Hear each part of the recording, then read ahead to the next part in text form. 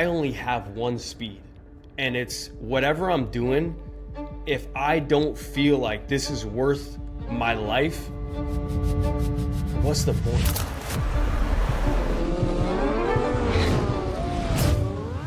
I had no fear because I didn't value my own life. Boys from fatherless homes are more likely to exhibit aggressive behavior, depression, low self-esteem, poor academic performance. 85% of youth in prison come from fatherless homes. This is boys. A lot of dads live in regret constantly. And regret is in the same category as shame. So when you're walking around feeling shameful, how do you think that reflects to your wife and children? Somebody has given you that superhero, superhuman title, and you've had to do nothing for it. And they need you more than the world needs you.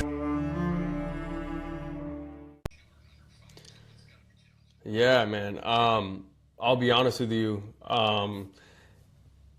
My morning routine, without that, man, I fall apart. And so the opportunity for me to get up before my family every single morning for the last 5 years, I have been up before my wife, before my kids. I have like a little routine I go through. It's not always perfect because I always put my family first, but as long as I can get at least, man, I like to get 3 hours, but if I can at least get one, I feel like I set myself up better to serve, because my business is I'm constantly working and changing things, and you know, I have a really hard time sitting still. So as soon as I'm in a good spot with something, I want to do something else, or I want to start something else. I have a lot of things, way too many irons in the fire. That's another conversation for a different day. But my mind is in chaos, and that's kind of comes from my background in stunt riding. Is through that journey, I was in very, very deep like mental health rut, and the bike is where I found peace. And now I think I'm still working through this idea that for so long and so many years, I created this habit that anytime my life was chaotic, I would go to more chaos that brought me peace. And so now I think my mind is just chaotic. So anytime that I can get up and set myself up better for the day, the first thing I'll do is I'll get in the car, I'll go park at the gym, I'll get in the word, I'll do my prayer time, listen to worship, and I'll go in the gym. I'll get that warrior energy out. Like I got to get that out first thing. Otherwise, I find myself being a little bit more irritable. My belief as men is effort fills us, right? Like I think a lot of people think that, you know, this idea of like rest and relaxation, and though that should happen, right? Like we're called to rest. I think for us as men, it's the effort that does the filling, not the resting, I guess, if that makes sense. So I try to pour into myself in a way of effort, the gym. I try to do something creative. I try to write creatively, work on my speaking. And that truly sets me up for the day. And so by 7 a.m., I've already done all those things, possibly done a little bit of work on my business. And then I come home and I usually cook the breakfast, and then everybody starts waking up, and it's just on 10 for the rest of the day. I'll go do a little bit more work. I like to come home early. I like to cook dinner, and I spend the rest of the day with my wife and kids, and that's really my priority. I've seen that, seen a little bit of that on your social media, and I'm guilty for, me personally. Like we have 4 kids, my wife obviously, and I have a full-time job outside of this. So I have struggled this past year of getting that time before everybody. And as a dad, even just as a parent or a spouse, like, man, if you can't find those hours, selfishly, I feel like I've started taking those during my family time, or right before dinner, or right after dinner. And it weighs on your family, it weighs on you, it weighs 100%. On your spouse. My wife, a few times, I've recorded an episode kind of in the amongst some chaos the other day, and it was kind of like, hey, look, I support you on this, but we got to find some checks and balances. And sometimes those checks and balances come when, I need to wake up before everybody else. I need to take that time before the day starts. And so watching your stuff just a little bit, scrolling through it and seeing you do that. I used to do that and I was faithful to it. And then I let some life happen. And now when you get out of that routine, it's hard to get back in it. So I'm kind of glad you said that. It helps me check myself. And so I hope a lot of dads out there, especially if you have the ability to get up early, go to the gym, and not be, some dads have to get up at 4 o'clock to go to work. I get that. But if you can get that 2 to 3 hour window to knock out your you stuff, I think it sets your family up for so much better opportunity in the day as well. I mean, that's what we do it for, right? Like that's what it's all about. And I am so grateful for in every way, even in the bad, because this could, for anybody that knows my past life, would probably think this is weird, but I'm very grateful for my past life because it truly set me up to be the man that I am today. These habits that I have were birthed long before I had kids, long before I had a wife. I mean, I have receipts from 2017, maybe getting up at 4. I mean, and it's been, now we're in 2025, right? I also made a pact to myself that I've kept my word on, that anything that was not bearing fruit during that season was not done during waking hours, right? So I've had side hustles. I've had other things that, when I had a job and I was working on my business, it was before everybody woke up or after everybody went to bed, because I just, I guess I was lucky, but I felt guilty. And it was a guilt that I couldn't bypass, I guess. I think a lot of people, shame and guilt are a beautiful warning to you that you're out of alignment, right? I think so many people are like, we avoid guilt and we avoid shame. And, I don't want to get too much into the prosperity gospel, but, we avoid guilt and we avoid shame, not understanding that might be a signal from God, like, yo, you're going the wrong way, right? Or these habits are not working for you. These habits are not serving you. So how do we not, like I always say, we separate the emotion from the information, right? The information right now, I'm feeling shame, I'm feeling guilt. Don't take that in, but understand it's just a signal that you might need to go a different direction. So you mentioned shame and guilt. I know I'm guilty of it, and maybe you're not, and that's awesome. I envy you as well. But a lot of these things, as I've grown more in my faith, when I feel called by God, like this podcast, for instance, I've been putting a lot of time and effort into it. And I'm just going to be real here. I feel like at times I've told my wife, like, hey, this is a God calling, so I'm using this time here for this. And I sincerely mean that, but also sometimes, okay, Michael, this is God's calling. You're taking away time from your family and you feel guilt. So have you ever felt like maybe if you do take time away from your family, if you're in that situation, do you ever find yourself saying, this is my calling and this is how I justify doing it? And if not, that's awesome. Good for you. Maybe I need to be sitting here listening to you. But I've struggled with that a little bit, to be honest with you. Is your podcast, so can we just keep it can we keep it a buck? Like, can I just be transparent? Okay. Keep it a buck. Again, I do like to talk about my past life because it does set the foundation. So I reached a point in my life where most people never reach. And again, I believe it was a gift from the Lord to intercede, because at this time that I found the motorcycle and stunt riding and doing wheelies and all these things, running from the cops, all this kind of stuff, I was hanging on by a thread. And I really felt like, now hindsight is 2020, that God really put the bike in my life to keep me alive. Like, yo, this kid needs something to do. Let me give him something that he can grab onto so he doesn't jump off this bridge, because I really stood there, right? I used to ride around, again, if we can be transparent, I used to have a gun underneath my seat, and I hoped that one day I would wake up and I'd have the balls enough to pull a trigger, and I never did, right? So that everything about me is extreme, right? So I only have one speed. Serves me in fantastically in some ways, and it destroys my life in other ways. So if I can be honest with you, that guilt that you're talking about, I feel that way pretty much 24/7. So like even when I go to run my business, I feel guilty leaving the house. Even when I go to make things happen that I know are bearing fruit, I feel guilty leaving the house. You know, the only time, and I'm being transparent, that I know for a fact, and this is future speaking, that I will not feel guilty is when I'm doing my God-given mission and I'm not there yet.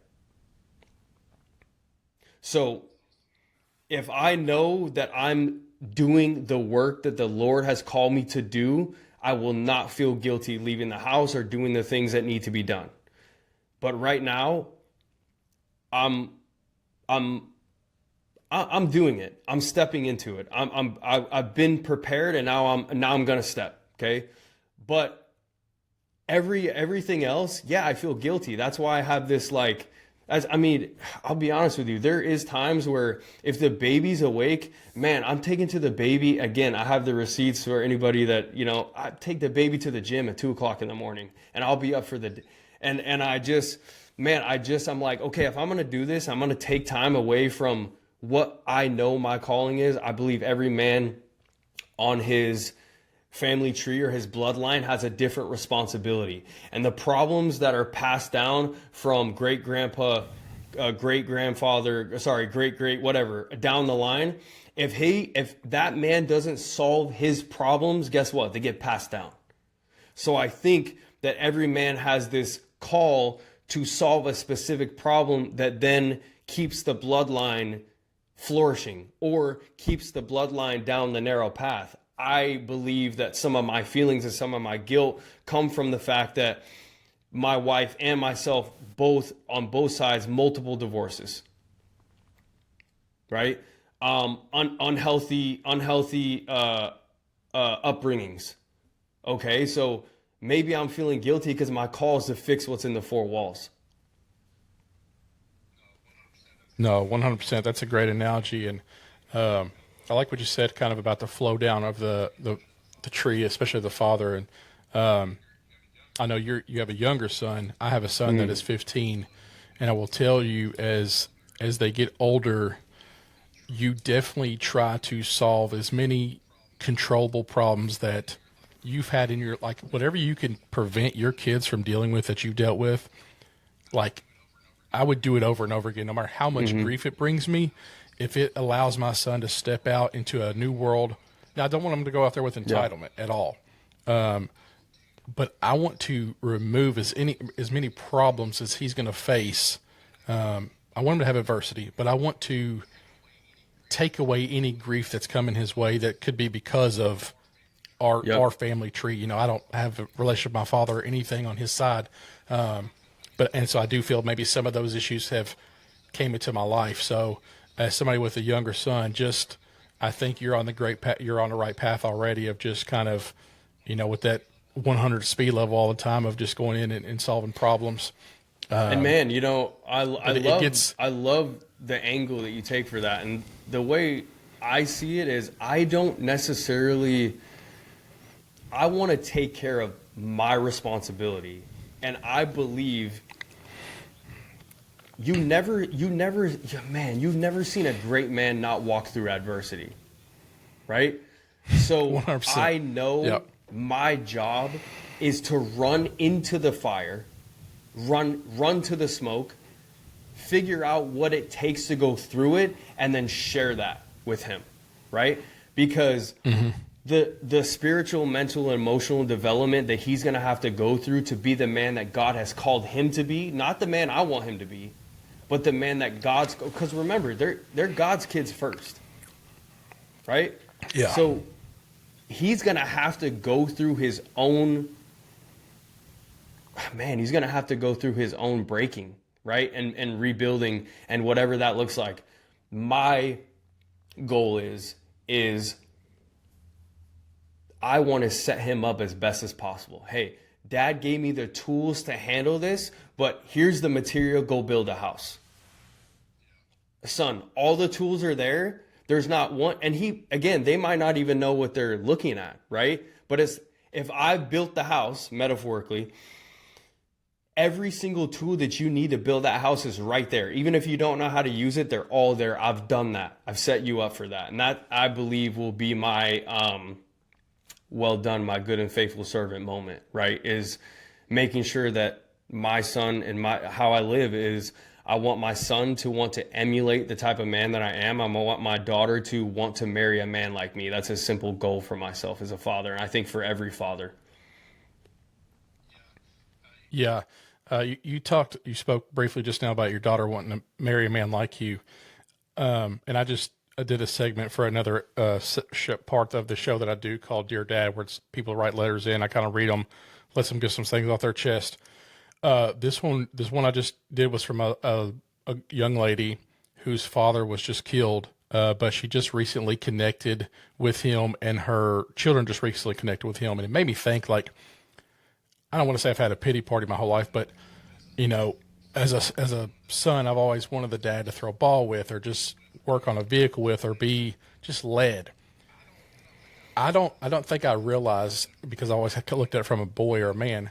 Now that I have a daughter, I think the absence of a father, or a toxic relationship with a father from a daughter, is probably more detrimental than a son, to be honest with you. Like, I want to set the standard so high for my daughter that it makes men like cringe. Like, how am I ever going to compare to your dad?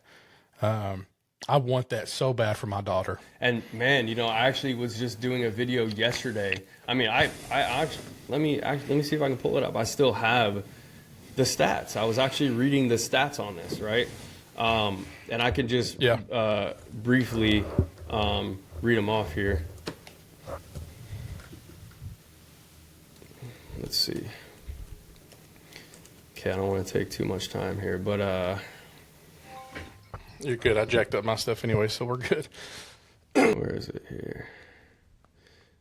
Okay, you ready? Start with boys. Boys from fatherless homes are more likely to exhibit aggressive behavior, depression, low self-esteem, poor academic performance. 85% of youth in prison come from fatherless homes. This is boys. Young men who grow up without their biological father are half as likely to graduate college. That's not a huge deal to me. They are twice as likely to idle, neither working nor in school, by their mid-20s. Young men without fathers at home are twice as likely to have been incarcerated by age 30. Boys close to home with their fathers are less likely to go to jail. Casual evidence shows externalizing behaviors, delinquency, attention problems for boys compared to girls. So, you're thinking like school stuff, right? Girls in fatherless homes are 7 times more likely to become a pregnant teenager, twice as likely to experience early risk of obesity and emotional issues. Father absence leads to low self-esteem, anxiety, feelings of abandonment, and challenges of creativity, sense of authority, and self-confidence. Some studies find effects on externalizing behaviors for girls more than boys through gender differences are limited. So that one's not super important. But, here's kind of a core-horsed one together. Children from fatherless homes are 4 times more likely to live in poverty. 71% of high school dropouts, fatherless homes, 85% of, I already read all that. So, we see the effects, right? Not only do we see the effects, I think there is an unexplainable weight that we feel that we're like, man, why is this so heavy? Right? And you're like, I'm not doing anything. Like, why is this so heavy? Like, I just wake up and I'm like, why is this rock on my back? And it's the responsibility and what you're up against. That's good work is heavy. Big calls are heavy. That's what we're feeling. And I think, again, I've said this so many times, that where we are going wrong is we think that leading children from again, I come from divorce. My wife comes from divorce. She comes from a broken childhood. You leading your family down the narrow path and putting every day, waking up and putting your best foot forward to repair the breach and whatever problems that have been passed down in your bloodline is not purpose.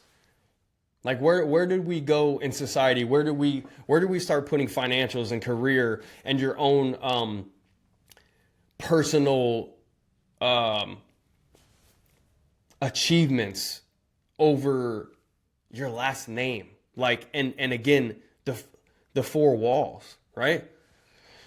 Yeah. Yeah. No, and I'm definitely I'm going to slow down. I'm going to re-listen back to what you said, slow it down. There were some great numbers in there. I'm a numbers guy anyway, so I'm somewhere in this video or somewhere we're going to throw those out there because I think people need to read over those as well. And those are statistics that I don't know about you, but those were my goals. Like to get out of that, to not be those, and you have to be very. I think, especially as a young man, you have to be very diligent.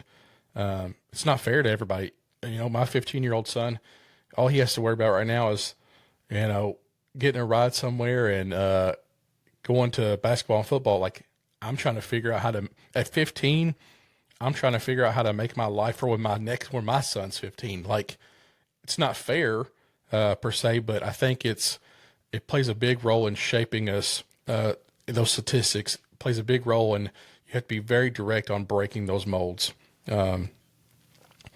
So you've talked a little bit about broken homes and stuff like that. I do want to take a quick moment. It's just part of me, kind of the analytics of this and looking at percentages.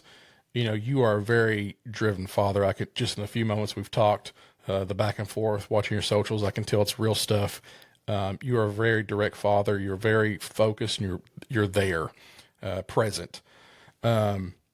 And in your questionnaire, I put, what's your relationship with your father? You put work in progress. Sum that up for me. It doesn't have to be. We don't have to go too far into it. I respect any sensitivities you have. I'm an open book, man. What was that like for you? What was that journey like with your dad as a young boy, teenager, and then what's that relationship like now, if there is one? Man, just spoke about this on a podcast the other day as well. I want to lay a framework here before I get into it, because I have done some speaking about the fatherhood connection and all this kind of stuff, and it was before I had kids, and I think that was a mistake I made, because I think we oftentimes condemn when maybe the behavior is not okay, right? But maybe your dad really did put his best foot forward, right? Maybe he didn't, right? But maybe he did. And by any means, my dad is a great man. Like the way that he cares for me and his sense of family and keeping the unit together and all these things, I respect so much about him, because it's in me for a reason, right? Like this dog that I have for everything about my life, it can't help but come from him. But I also think that, again, every man must fight he has a battle that he's going to have to fight alone. Every dad has a battle it's going to be him and God that are going to go through this battle. Wife can't help, kids can't help, friends can't help, right? Nobody can help you in these certain specific problems that I believe we're supposed to solve for the bloodline. I think that my dad, and I don't know, right? But now as a father, now with the weight that I'm feeling, I believe, and I'm guessing here, maybe I shouldn't be, but I'm that he fought a battle that he just wasn't willing to go to war with. And so I believe that resulted in emotional absence. I believe that resulted in a little bit of passivity, lack of passion within the family. And I think that led to my parents' divorce. And again, now that I think about it, hindsight's always 20/20, right? So when I was younger, I was 16, my parents got divorced. I was punching holes in the walls and, all these things. Why not this? Why not that? Why do you? And I look at it and man, I sat down with them a couple of weeks ago and I just said, what were you dealing with? You know? Because now I know what it is, because I'm here, I'm there, I'm in it. And I just looked at him and I didn't condemn him. I didn't blame him for the first time. You know, we have had a bad communication for almost 20 years now. And the first time I just said, what was going on? You know? And I also said, now that I'm in it, you don't have to have it figured out. Because I wake up every day going, what am I doing? Am I even capable? Yo, why would he give me this? And so now I look at him and I go, man, you know what I wish you would have said? Nate, I have no idea what I'm doing. Right? But of course we don't want that, right? And of course I know the other side of it. If I'm driving the boat and I'm afraid, my wife is going to go, yo, what are we doing? My kids are going to go, Dad's afraid. What? Right? So, man, I'll be honest with you. Until about 5 years ago, everything was his fault, right? Now I look at it and go, man, how can I help him, right? How can I serve him? Because I think that's where things really start to change, right? When someone says, yo, I see you, right? Yeah. Does he have a pretty good relationship with your children? How's he fallen into that grandfather role, or is that something that you haven't really dipped into just yet? We're working on that. We're working on that because, again, I don't say this to condemn at all. I think that my dad put his best foot forward. I mean, man, my dad really was doing the thing. I mean, he was working at 12, moved to California at 16 to run a high-end suit store. I mean, who's, doing stuff like that, right? Has an extremely decorated career in sales. And I think, he grew up young, having to support and care for his brothers and sisters and his mom. And I think he was doing what he knew. But the problem is now I have the hindsight is, hey, if you're not providing for me financially, what do we now have? Right?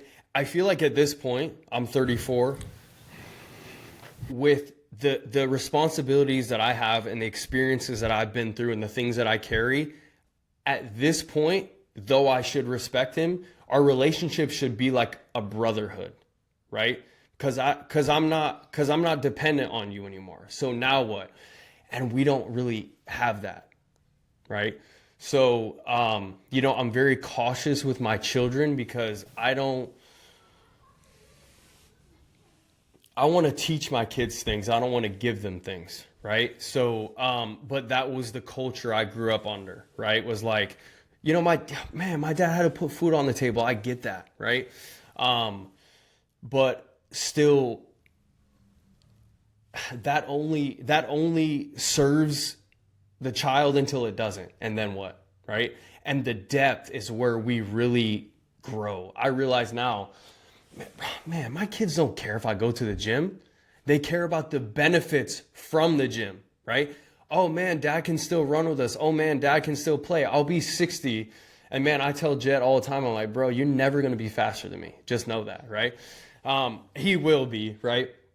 But hey, dad can still run with us. They don't care about the action. They only care about the benefit, right? So all of this, like, I'm doing this for you. I'm doing this for you. They can't comprehend that yet. They don't care. They don't care what it takes to put the food on the table, right?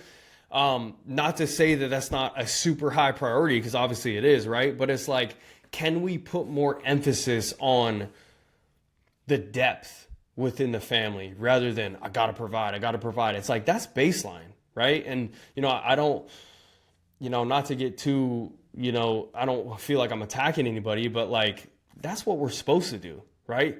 Where's the extra,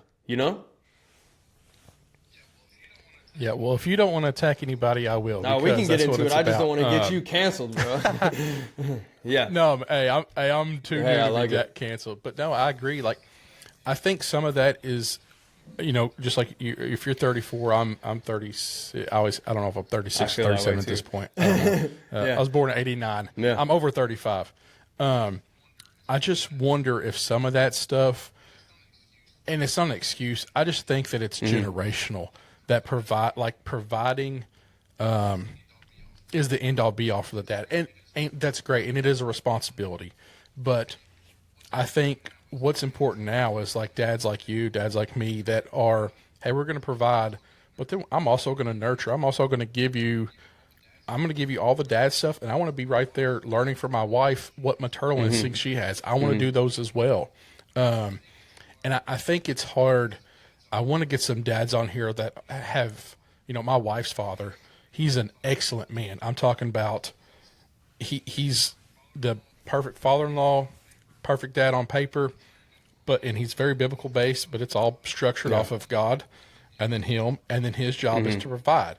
So, if he missed a concert of theirs when they were 6 years old because he had to work more hours, that was what he was Yeah. going to do regardless. And while that's not right or wrong, but he would stand on that to this day. Whereas if like now, if I had the opportunity to work overtime versus go to my children's play, I'm Yeah. going to the Yeah. play. He would see something wrong with that, and not in a negative way, but it's just there's a generational difference, I think, and I don't know if we will ever. I think our generation will help build a kind of the new retrospect of what the father role is. I think we're going to find a hard time bridging that gap. I want to respect that gap. I want to respect that generation. I just don't know how much energy it would go into to really combining those. Can I that gap can right I there. borrow out on that for a second? I think we're facing something different, and that's why there's such the big gap, right? So we have never, ever had financial opportunities that are around today, right? So with that being said, I'll be in my agency, not only in my agency and people that I work with, but friends that I also have, that the not the lack of effort, but the leverage that's available financially with the internet is unbelievable. Like I'm talking, I have guys in their 20s that I've worked with their YouTube channels and stuff before that are doing multiple six figures a month. So I think a dad like us today will go, if that opportunity is available, I am not going to expend or miss out on something that is so important to me if that opportunity is available to me. Does that make sense? To where with our fathers, it's sense. like, yo, if you miss work, like you might have missed the house payment, right? So 100%. we're dealing with something different, right? And also, one thing that I've also noticed in this whole new gentle parenting thing is every single time there is a resentment from a previous generation, the next generation swings the pendulum the complete opposite way. And now we have a lot of men that are soft because of that, right? I am agree. in the right in the middle. My dad was very emotionally unintelligent. There's a lot of people these days that, for lack of a better word, are just and I'm right in the middle that says, listen, I subscribe to the fact that dad should cry, but dad doesn't stop walking, right? I don't sit down. The tears can run. You can see them. But while that's happening, we're still doing what we need to do, right? To where I feel like our dads never let it happen, and most men will go, I'm sad, I'm going to sit down. Today, right? So there's good in what our fathers had, and there's good in what we bring to the table. How do we mesh it instead of, I know a lot of guys in my age bracket, our age bracket, are victims, right? Like, oh, woe is me, woe this, woe that. Man, I have this idea, this quote that the day a man becomes a man is when he realizes not everything needs an answer. Why did that happen to me? Do you need that answer, or can we just keep it pushing? right? Yeah. And not to take away Yep. from anything that anybody's been through. I would never do that. But again, it's like, now what is my question, right? That did happen. Now what? No, I agree, especially with the pendulum swing. I think falling right there in the middle is the best way to be right now for present day. I think, we want to have that emotional intelligence. But also, like, I tell my oldest son, like, hey man, I can empathize with you, but I'll also jerk you Yeah. up if I need to. Don't test me 100%. too much. But no, you said what you just said something about. My mind's drawing a blank. What was the last thing you just said? Not About everything needs an answer. Not everything needs an answer. So as I've dove deeper into my faith, I think a lot of that, not having everything doesn't need an answer, but also with that is you need to, that means your faith is being tested. And that's why I think you need to, if you're in that situation of life of why is this happening to me, God's going to show you one day. And Yeah. that's what I've learned in Powerful. my walk is, through my lack of a father, through the abuse I felt with my mom and stepdads, and obviously through some trials and tribulations in Afghanistan, to be here today. And I'm sitting here, I'm talking to you, we're having a great conversation about fatherhood. This could Yeah. be the why. This could be the why. But you don't get those answers all the times. And sometimes I think it's a test of your faith, especially as a man. If you aren't getting the answers you want or things aren't going your way, you don't need an answer right then. I think you just got to trust in God that He will provide that answer on His time. Yeah. What I always say is, your problem is where your gift is. So when that problem is solved, there goes the testimony and there goes your purpose. Yep. No, I agree. That's powerful. I think, watching your videos and stuff with your stunt riding and seeing how, I'm pretty sure, I don't want to put words in your mouth, but you were okay if that took you out, right? That's something that you were okay with dying. Like now with 3 kids and a baby on the way and a beautiful wife, I'm sure now you would go about that a different way, maybe. Yeah, I mean, I would. Yeah, I would love to touch on that. I'm an open book. The reason I am is because I realize that is what has kind of built everything that I have here. I saw during the stunt riding journey, I started getting really good. I started getting some traction on social media. I started reaching out to get sponsorships, brand deals, all these things. And all these people would come back with me as like, hey, cool, man, we have thousands of applicants. You're just a dude wearing a helmet, breaking the law like all these other guys. And from that moment, I realized, like, something's got to be different about me. And it was the adversity that I went through to get to where I got. I started leading with the L's and the dirty stuff, right? And when the bike was falling apart and I rode it anyways, when it didn't look good and I rode it anyways, there's a cage that protects the side of the bike, protects the motor and everything. If you go down, it basically keeps the bike alive. I couldn't afford a cage. I rode without it. Like, and most people say it's like suicide. Like, yo, you drop your bike, like we know happens, you're done. Bike's done. And so I started noticing with my brand that authenticity and vulnerability was going to be the key for me. So that's why I want to set that foundation to be vulnerable right now. I've been working on my identity after the motorcycle for the last couple years because, again, I only have one speed, and it's whatever I'm doing. If I don't feel like this is worth my life, what's the point? And again, it's a gift and a curse, right? I often will go, man, does it really have to be that deep? And it's like, biblically, it's that deep. If you think about it, like every character trait that I was displaying was Christ-like at the wrong angle. I mean, even Paul says, death would be for my benefit. right? I'm willing to go out for this. So in working on my identity, I realized that I need to find something beyond this. And man, so many ex-athletes and people that play college sports, they deal with this, right? Your purpose is not the thing.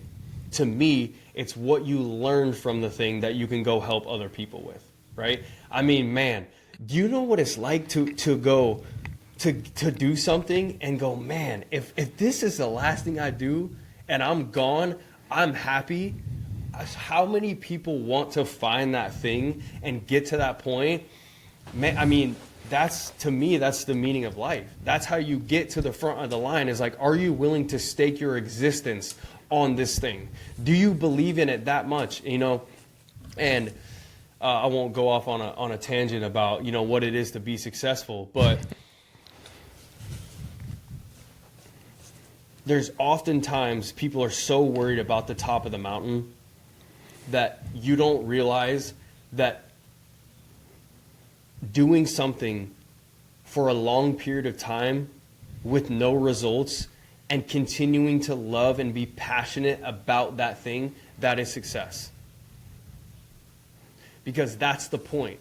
The success is to find the thing and be able to do it. Man, like I said, do you know how many people never find their thing? Do you know how many people take what the idea, take it to the grave and never, ever, ever put any effort towards it, even though they knew it was in there? Because, man, I have 12 helmets up here, $700, $800, $900 a pop, collecting dust. If I could go start all over, I would love to do that. I have a whole entire box of brake pads and brake caliper, rotors and all that I will never ever touch, collecting dust, that I should give away. All of the accolades it doesn't mean anything once you're there. Going back and realizing just the fact that I was willing to risk my life for something, that was what I was looking for, not the results. And so with that being said, I've been looking for that next thing for the last couple of years. And I know that my gift is my mouth, and speaking and encouragement has always been a gift of mine. And I know that that's my next calling. I just want to make sure that my words are approved and I'm not talking through my own selfish desire and ego and my own merit, right? So that's what I've been. So when you asked, do I go about things differently right now? I'm not currently writing because I think that season is over for me. And I think that God's asking me to step into something different, and this will be it. No, that's awesome. And honestly, I mean, regardless of who hears this episode, even what you just said about the peak of the mountain and stuff, I just need to hear some of that. Like, this podcast ordeal, like I work a full-time job regularly outside of this world. This is something I've coached and stuff. So my mouth gets me my accolades. My mouth gets me in trouble as well. But kind of like the adversity stuff you talked about, like this platform is something I just went on a limb and created. And I'm from a small town in Kentucky, man. Like, to be vulnerable here, to be vulnerable and to like talk to people or share my stories. I kind of sat down in some of my episodes and just talked about my life with my son and kind of exposed them what my life was like. To share those stories and to finally get it out. Like, I had this envision, I prayed about it. I kind of made a logo like 2.5 years ago, and it literally just set for 2 years. This idea just cooked in my head. And I just wonder how many men, how many dads, how many people are going through emotion, are rolling through the motions daily, and have this dream or have this vision or have this calling from God that they're ignoring because they don't know what the success is on the other side. I would encourage, if anybody's out there, to step out. I'm sure you would too, because stepping out on something I've wanted to do has improved my home life as well. It improves, like, not saying that my family isn't my drive, because they are, but now that I have this, something I can invest in to help other people, I feel like it's created a new version of me at home to where Yes. I can't get on Yeah. here and talk. I could talk to you for 2 hours about fatherhood, but if I don't do it here, I got somebody that can call me Yeah. out on it. So it's like I have to toe the line now. So it's been awesome. And I just hope that there's people, for people out here that listen to this podcast, I hope that if there's something they're sitting on that they think can help somebody else or can help them be a better father, a husband, whatever that may be, I hope they act on it. And I'm sure that you feel the same way as well. I think a lot of, we just talk about fatherhood. We don't really need to talk about, people in general. But I think a lot of dads live in regret constantly. And regret is in the same category as shame. So when you're walking around feeling shameful, how do you think that reflects to your wife and children?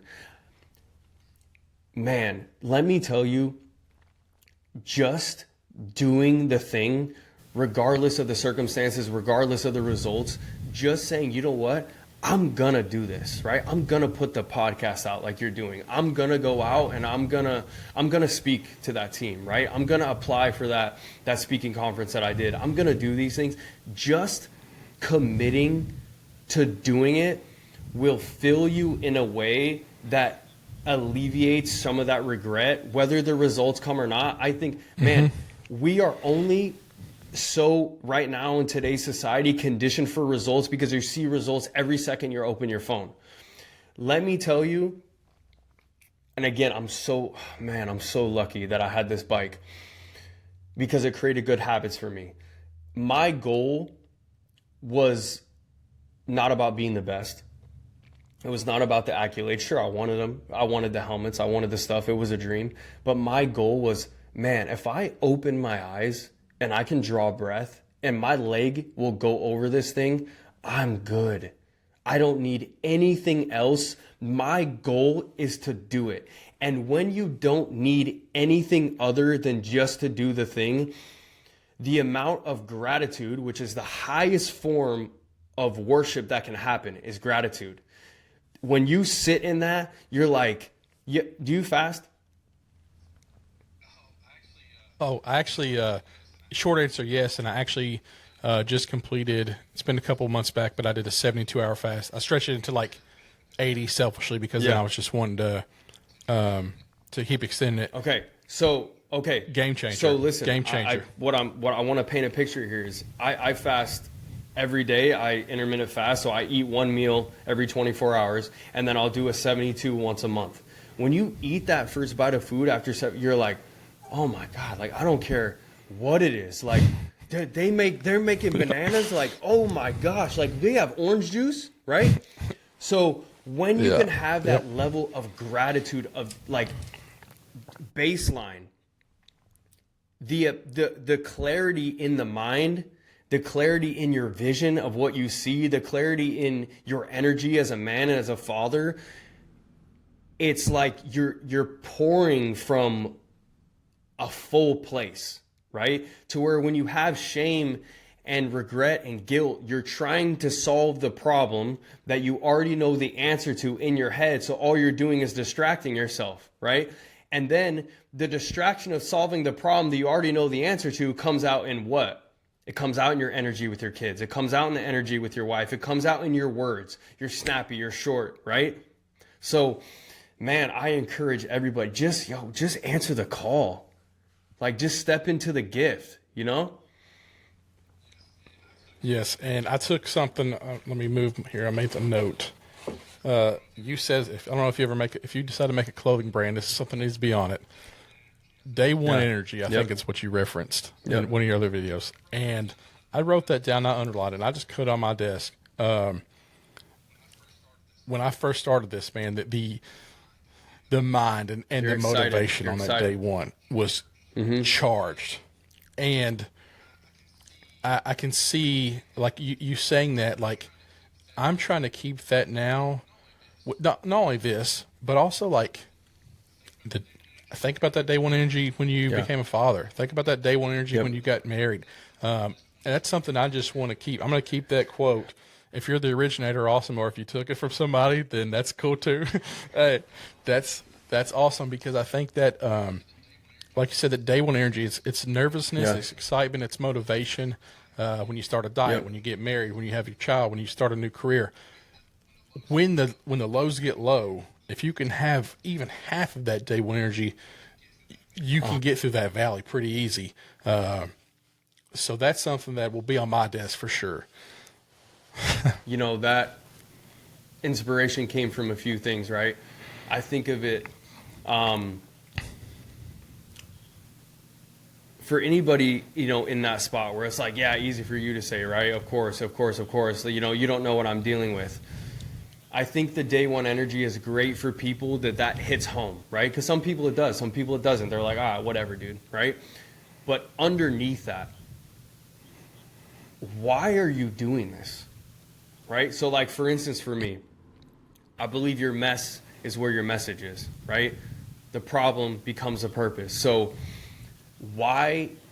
Because, man, I'll be honest with you, I have confidence in so many areas of my life, like pretty much all of them. And then the moment I try to dig into the gift a little bit, I'm like, nah, man, you're just a fraud. You know, you're just a stunt rider. You're just this, you're just that. You know, you're not really killing it like that. You know, whatever, right? And I think, why am I doing this? Right? Why?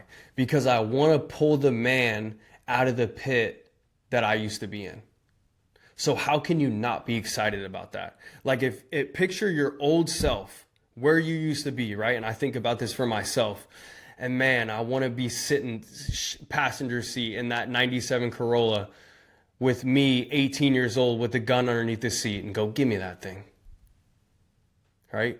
You don't know what you're about. You don't know what you're about to do. Right? You don't know how big your calling or your purpose is if you just answer it. And I'll be honest with you. And again, I think one of the strongest parts about me, you can ask anybody that knows me, is my self-accountability is the strongest thing about me. And in those moments that I was feeling so low, I realized that I knew that I had something to do here and I just didn't know what it was. And I wasn't committed to the idea of even pursuing it. And it's so funny because, you know, how you do one thing is how you do everything. I was so uncommitted, I couldn't even do that. I couldn't even, I wanted to not be here. I couldn't even do that. You can't commit to anything, right? It's like, yo, make a decision. Decide. If that's it, Yep. then do that, right? And man, again, I'm so lucky how much this motorcycle had it grabbed my heart and it would not let go. Because all the things that people are like, how did you? I don't know. I couldn't quit. It wouldn't let me. And I learned all these lessons along the way about commitment, about passion, about service. Man, if we want to keep it a buck, the reason I kind of got more away from riding and it stopped doing what it was doing for me is because the fire emojis, comments, the helmets, the brakes, the t-shirts, the jackets, they stopped meaning something to me. And I was like, I had this lady reach out to me one time. I made a video, I spoke about this in my keynote. I made a video about my why for riding my bike. At that time and point in my life, the bike was keeping me alive, 100%. If I didn't have it, and again, that drew me to the competence. That drew me to becoming one of the best riders in the country because I had to be on it all the time. And as a byproduct of you got to be on it all the time and you don't care if you die, you can't help but get good. It's impossible not to, okay? I made a video about that. I had a mom reach out to me, a mother. Thank you for making your why video. Now I understand my son's passion for riding and I'm glad you found your why. So now I'm thinking, wow, this is not even about me anymore. Okay? Then again, as I mentioned in the beginning, I started sharing my L's. I post more crashes than I post me doing good because it's inspiring, right? Yo, I smacked my head on the concrete for years, and guess what? This bike business was never profitable. It cost me 6 figures to smack my head on the concrete. And I never wanted to let it go. Then, yo, I'm in the hospital. I have a punctured lung. My foot is turned sideways. They're going to amputate my foot. Will you just talk to me? It's not about you. And that's why it started becoming, my ego started to diminish, right? Because let's be honest, like I put in the work. I sacrifice everything for this. I want my recognition. I want that. I was prepared to die for this. And then it was like, I think I want different recognition. And so this whole day one energy thing was, for me, it works, right? Because I'm like, hey, if I'm showing up day one, how would I act, right? But for some people, it's like, some people it's corny. That's fine. Okay, why are you doing this? Who's the avatar, right? Who is the one specific person you're speaking to? I think of my old self and I think of my son, because one day he will come across a bit of adversity and he will then ask me for advice. And I cannot, is not within my spirit to say, do this or do that, or you can do it, if I've never done it. Mm-hmm. No, that's awesome. I don't think a lot of people, well, I should say I don't think a lot of people do that, but you definitely, as a father, it's good to be able to have been in those fires, to be able to give advice and explain how to get out of those. I think that's our responsibility. I don't even think it's an option. You know what I mean? Like, think of, man, again, I've always lived in metaphor. It's one of the most powerful things. You know, Jesus spoke in parables, right? It's always been one of the most powerful things through my development has been metaphor. I cannot imagine placing myself 20 years from now and imagine the guilt that I would feel if my son asked me for advice, and you are going to know if they ask you for advice in a specific opportunity or a specific bit of adversity, and you had an opportunity to find out what information could be shared to him, and you were a coward. I can't imagine what that would feel like. And I don't ever want to know. No, I agree there. That's I think it's one of the most important things, especially, you know, I want to say for daughters as well, but mainly for our sons, and that those little boys that turn into young men, then young men that turn into, you know, 34, 37, 36-year-old men, however old I am, we forget. But no, I think that's that's awesome story. The day one energy part really spoke to me. So if anybody ever thinks it's corny, respectfully tell them. So with Stunt Ride, let's hop back in here. You've mentioned it in your questionnaire that I sent you, and you know, I watched some of your videos. Like, I've done some scary stuff because I've been obviously in war zones and stuff, but some of the stuff you do on a bike has to be scary. So for me, I watch your videos, and then you talked about the fearful of being a father. How break down, you know, early on fatherhood, or early on, I know your son's, I think you said 5, so you're 5-year vet now. Talk through some of the fears, talk through some of the stuff. Like, let's kind of dip into a spot where maybe new dads can take some information here. First off, it's okay to fear. Like, now, I think you look it back now, if you had 10 new dads in a room, you're going to say, guys, this is scary. I don't care what you do for a living. I don't care what your dope you get for your dopamine levels. I don't care what you do. Fatherhood early on is scary. So let's talk through some of your fears and how you've adjusted, and, you know, maybe some advice you might give to young dads out there, or just any dad, really. Man, you know, I'll be honest.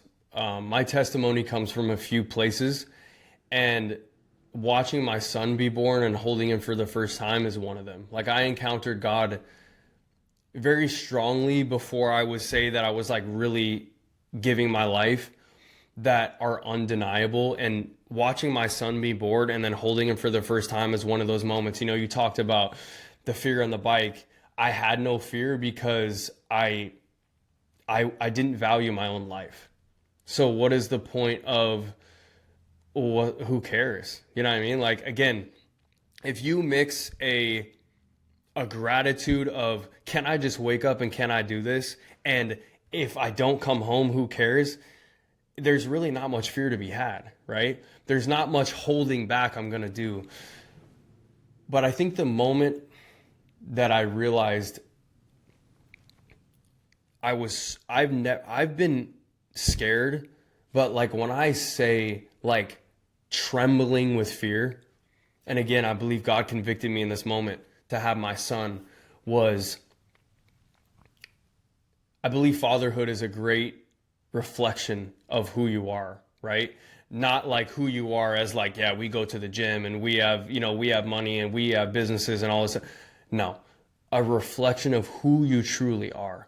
And at that moment in time, my soul was in shambles, in pieces. And now I'm responsible for a soul. And there's a scripture that I read so many times that embodies this moment that I had with my son.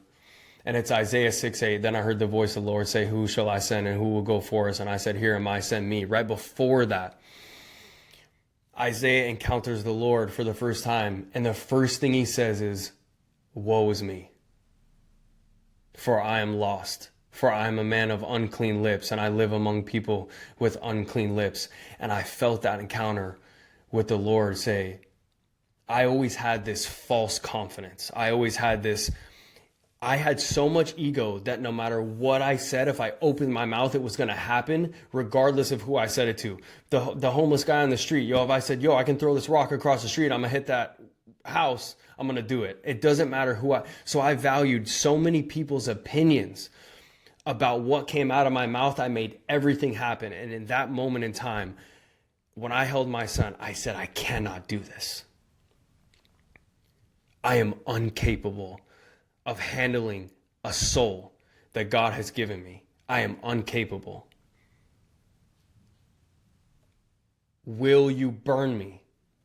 The next scripture, the seraphim takes a burning coal and he burns Isaiah on his lips. In scripture, fire is used as purification, right? Burn me. Your sins have been wiped. I needed to humbly come to God and say, burn my flesh so I can manage and steward this soul that you've given me. Otherwise, I'm too afraid. I can't do this. That right there was what made me start really going, okay, maybe some people can. I can't do it on my own, right? Like I'm not gonna act like. I think a lot of people that I say this to say, well, you don't give yourself enough credit. Maybe I don't. I'm a stepper. Like when I say I'm gonna do something, I do it, right? Like I think God has gifted me with the gifts of discipline and obedience and for lack of a better word, like I swing it. Like if I'm gonna do something, I'm gonna do it, right? But in that moment, when you have something that is so precious to you, right? And you're responsible for something that you have not yet figured out, you need a divine encounter. You need divine guidance. You need divine mentorship. That can only happen, again, but that was my priority, right? Some people, they can do it without this and they think they're great fathers and that's totally fine. I couldn't. It was so important to me, and my fear of failing was so large and still is that I need to lean on God for help. And so anybody that's fearful, lean on God. Yeah, amen. Amen there. And I think that that's for me, like, I wish that I could give you some more advice, but that's what I got. Like, that's it. Like, you need divine guidance if that's important to you, which I think it should be. You don't come on, bro. Like, you don't want to walk your family down the narrow path. Let's be honest. We all do. But you need that guidance to get there. Did you have so this. I'm trying to timeline this. Was any of your stunt riding? Was all that? Did that kind of Yep. end or Before I got saved. before? Yeah. So none of that was going. Okay, okay. I just was trying to figure out how that all played out. I was never not covered. I used to pray. I don't know who I would talk to. Every time I go out to ride and I go out to ride in a group of 500 people and run from the cops, I would say, I don't know who I'm talking to, but if I go down, I'm going to be okay. The bike's going to be okay. I'm going to pick it back up and I'm going to keep going. And I have multiple clips of me doing just that. Rolling on the freeway, literally 60, 70 miles an hour over the handlebars, once, twice, on my feet, pick up the bike, keep going on the freeway. Multiple times. So I was never not covered. And that's when again, hindsight's always 2020. That's why I look back and go, this bike was divine intervention. Because look at all the time, man, you're talking about a game where I've been involved with people that have backed the bike out of the driveway, not even on, get hit by a car and die. And you're talking, man, we didn't even talk about, 2015, I got in an accident, I T-boned a car going 60 miles an hour, flipped and rolled over the bike, flipped over the car, I don't know how many feet, doesn't even matter. 4 bulge discs on my back, broke both of my hands, pretty much destroyed my ankle, the ligaments, didn't break the bone, but destroyed the ligaments, which is worse, we could argue about that. But they said that I got up and started running from the adrenaline. I don't remember that. But, I mean, I've never not been covered, right? I mean, you're talking guys pull the bike out of the driveway, get hit by a car, die. This guy T-bones a car going 60 and lives to talk about it, right? Yeah, that's insane. I actually, it's, I wouldn't say it's relevant or relevant, but kind of talked about covered. Deployed with a guy, you got all through Afghanistan, not a scratch. Gets home, I think, within the first 2 weeks. I haven't ever been the motorcycle guy, but it seems like veterans, like they get home, they're I'm getting a bike. Got a bike, man, and within 2 weeks, nothing crazy, just backed it out, going down a side road, and it killed him. It's just like, it was just crazy how, just in life, it's crazy how moments, the thing you think that will take you out, you get through, and then you get to this moment in your life where now the reward you think you're about to reap or whatever it is, and then that's how you go. So I don't know if that has any relevance to this at all, just something that... No, it's powerful. But like I said, I think for me, it's just because I have the hindsight, and I was so involved with the motorcycle, and it was so a part of my soul that I look back and I go, man, I was covered there. Man, I was covered there. Man, I was covered there. Man, I was covered there. And now it can't help but be, okay, well, if you really thought during that season that you wanted to take your life and this kept you alive, it had to be divine intervention. Otherwise, what else would it be? Yeah. Yeah. No, I agree. Divine intervention is real. I don't know if everybody believes that, but I definitely have been through that. It sounds like you've been through that. It'll save you. It'll save you as a person. It'll save you as a dad. Save you as a husband. Save you as a Christian and follower of Christ as well. I'm gonna ask you something that just popped in my head that I'm going to do probably from every episode on out. So you'll kind of be the first. I want you to tell me. I want you to use one word. It's on the spot, so we didn't discuss this. You don't seem like a one-word guy. I'm a man of many words. I'm gonna let you give context after. As we this is in a fatherhood as a dad. I want you to describe yourself as a father from the views of Christ, from the views of your wife, and from the eyes of your children. Okay, so we'll hang on. Say it one more time. One more. You blaze through that. Here we go. Okay. Yes, you're gonna describe yourself with one word, from how the eyes, not what you think, from what these people's perspective. I'm gonna start with God. Okay. Then your wife, and then your children. Obviously, I want a one-word answer for it, but you can give to be fair with you, you can give some context to why Okay. you choose that word.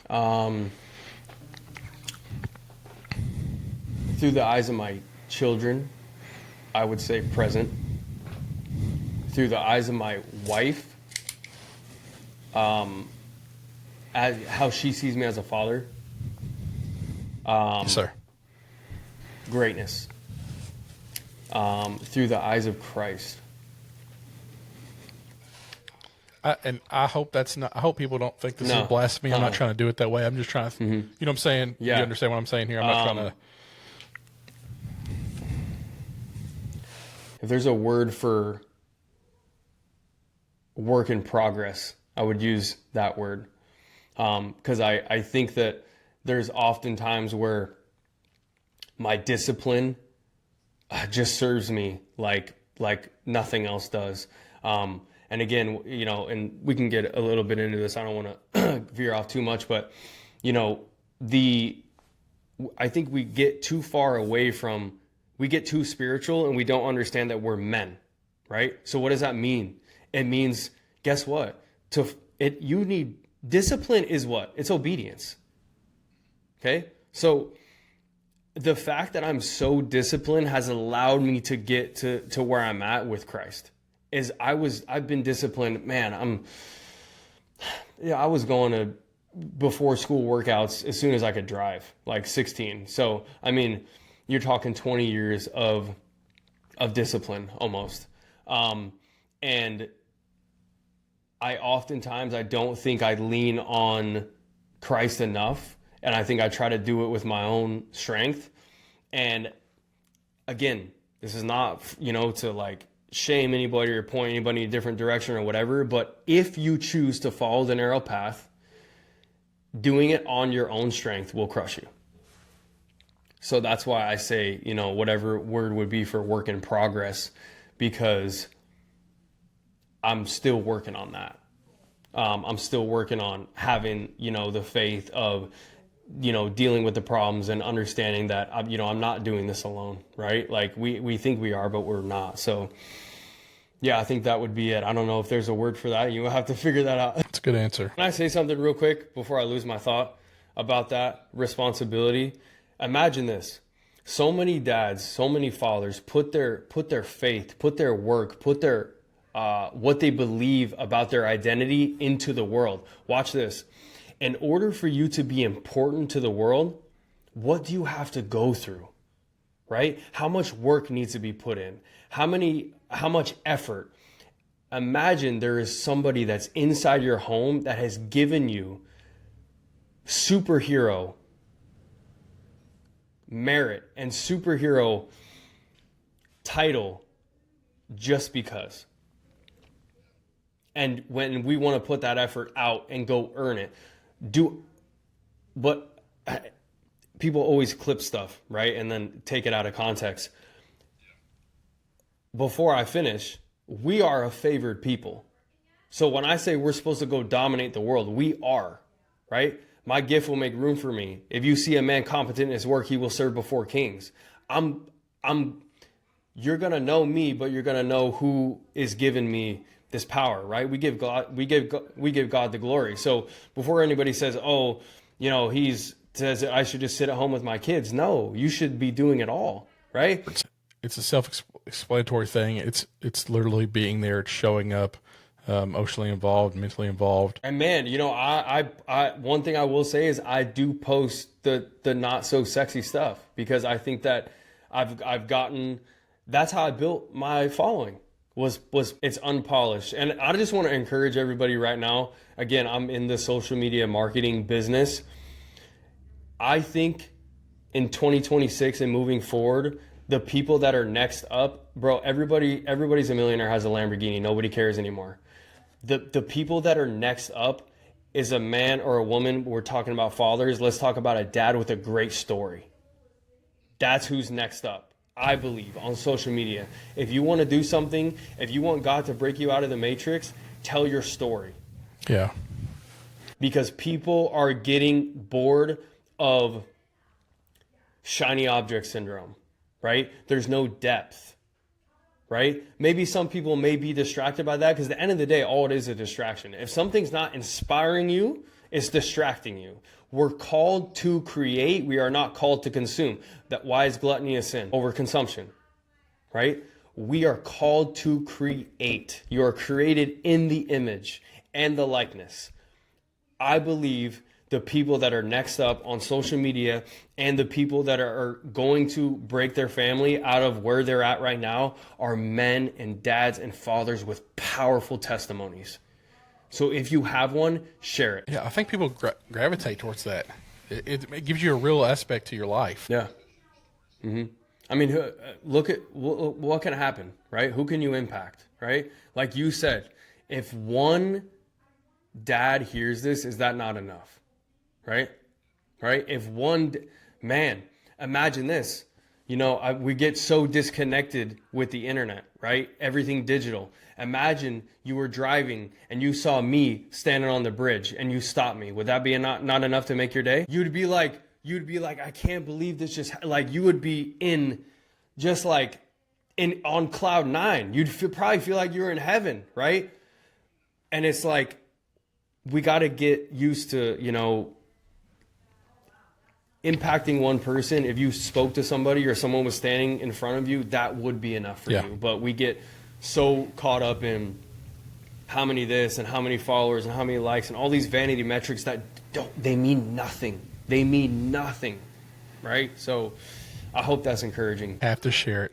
Have to share it. Have to share it. I think that's the hardest part for some men, but I sharing it is the answer. Whether in the retrospect you're talking about for 2026 of fathers and men breaking loose, or just having the ability to recharge your family. I think you just got to share your stories. Yeah, bro, we can run it back whenever, man. Yo, we can run it back, bro. I'm never, ever run out of things to say, so we can run it back whenever. Well, that might cause a problem because I'm the same way. So we might have a few segments we got to dip into. I appreciate it. It's been real. I look forward to talking to you again.